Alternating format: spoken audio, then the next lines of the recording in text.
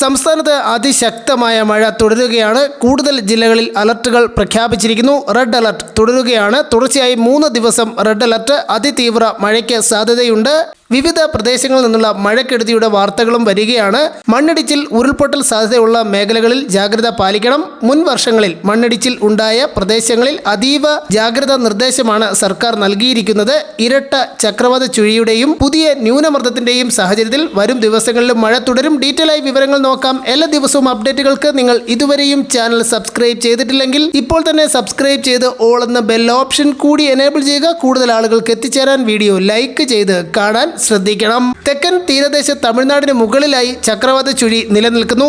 തെക്കൻ തീരദേശ തമിഴ്നാടിന് മുകളിൽ നിന്ന് വടക്കൻ കർണാടക വരെ ന്യൂനമർദ്ദ പാത്തി രൂപപ്പെട്ടിട്ടുണ്ട്. വടക്കൻ കേരളത്തിന് മുകളിലായി മറ്റൊരു ചക്രവാത ചുഴിയും നിലനിൽക്കുന്നു. ഇവയുടെ ഫലമായി കേരളത്തിൽ അടുത്ത 5 ദിവസം ശക്തമായ കാറ്റിനും മഴയ്ക്കും സാധ്യതയുണ്ട്. ഒറ്റപ്പെട്ട സ്ഥലങ്ങളിൽ അതിതീവ്ര മഴയുണ്ടാകാനും സാധ്യതയുള്ളതിനാൽ വിവിധ പ്രദേശങ്ങളിൽ റെഡ്, ഓറഞ്ച് അലർട്ടുകൾ പ്രഖ്യാപിച്ചു. ഇന്ന് മെയ് 20 പത്തനംതിട്ട, കോട്ടയം, ഇടുക്കി ജില്ലകളിലാണ് റെഡ് അലർട്ട്. 21 പത്തനംതിട്ട, കോട്ടയം, ഇടുക്കി ജില്ലകളിലും 22-ാം തീയതി പത്തനംതിട്ട ജില്ലയിലും റെഡ് അലർട്ട് പ്രഖ്യാപിച്ചിരിക്കുന്നു.